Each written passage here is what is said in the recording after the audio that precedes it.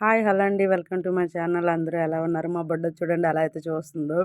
ఈరోజు కూడా మేము బయటకు వెళ్తున్నామని చెప్పేసి అయితే దాన్ని రెడీ చేసి అయితే తీసుకెళ్తున్నామండి.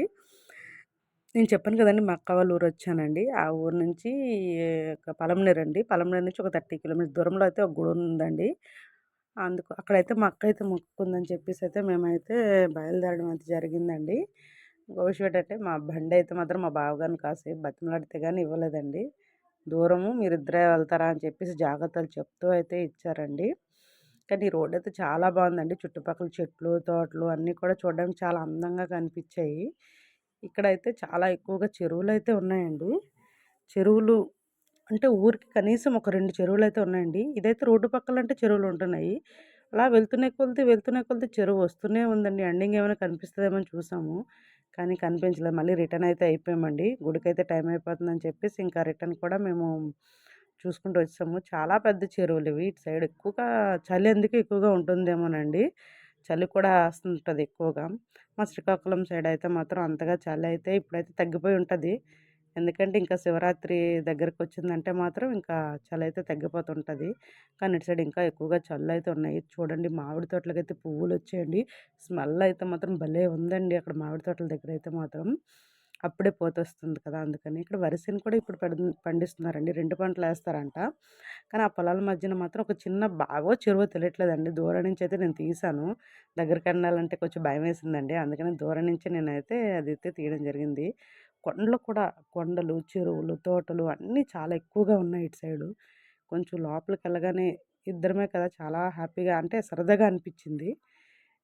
అనిపిచ్చితే మాత్రం నేనైతే ఎలా చెప్పాలో కూడా నాకు అర్థం కావట్లేదు. అంత బావుందండి చుట్టూ వాతావరణం కూడా. అంత బావుంది. ఇదైతే ఎక్కడ గుడి అనుకుంటున్నారా? ఈ గుడైతే పలమనేరు నుంచి 30 కిలోమీటర్స్ దూరంలో హ్మ్. చౌడవరము హ్మ్. చోడవరం కాదండి. చౌడాపల్లి.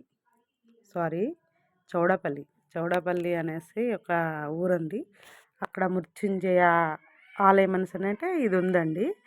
మృత్యుంజయ ఆలయం అంటే మా బావగారికి హెల్త్ బాలేనప్పుడు మా అక్క అయితే మొక్కుందండి. మృత్యుంజయ ఆలయం అంటే శివాలయమే. శివాలయంని ఇక్కడ మృత్యుంజయ ఆలయం అని చెప్పేసని పేరుందండి. ఇక్కడైతే ఫోటోస్, వీడియోస్ అయితే వాళ్ళైతే తీయొద్దని చెప్తున్నారు. కానీ నేను మెల్లగా కాసేపు ఉండి అలా కొంచెం కొంచెంగా తీశానండి. క్లియర్‌గా అయితే లేదు. వాళ్ళు అంత ఇక్కడ గుడుల దగ్గర ఫోటోలు, వీడియోస్ అయితే తీయొద్దండి అని చెప్పేసి మరీ మర్యాదపూర్వకంగా చెప్పారు.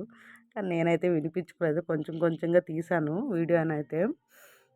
ఏదైనా గుడికొస్తే ఆ ప్రశాంతతే వేరు కదండీ!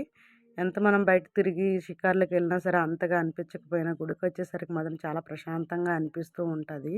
ఇంకా మా పాప, మా అక్క అయితే మాత్రం ప్రదక్షిణాలు చేయడం అయితే మొదలుపెట్టేశారు.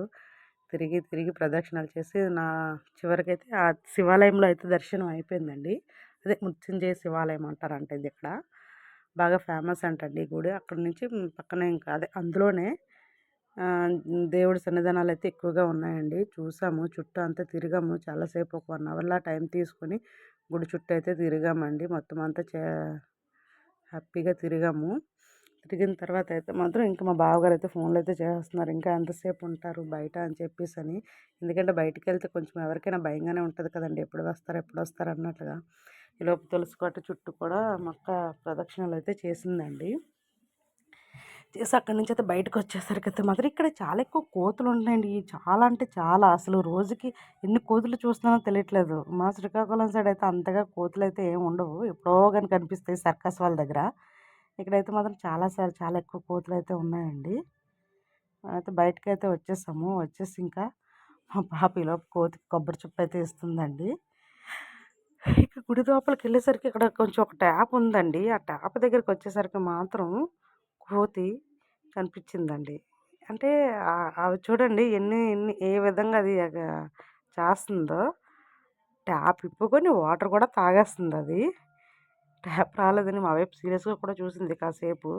మా పాప దాన్ని చూసి కాసేపు హ్యాపీగా ఫీల్ అయ్యి సరదాగా నన్ను చూస్తూ ఉండిపోయింది. చూడండి ఎలా తాగుతుందో కోతి. నెక్స్ట్ వీడియోలో కలుద్దామండి. Thank you. సబ్స్క్రైబ్ చేసుకోండి ప్లీజ్ అండి. సపోర్ట్ చేయండి.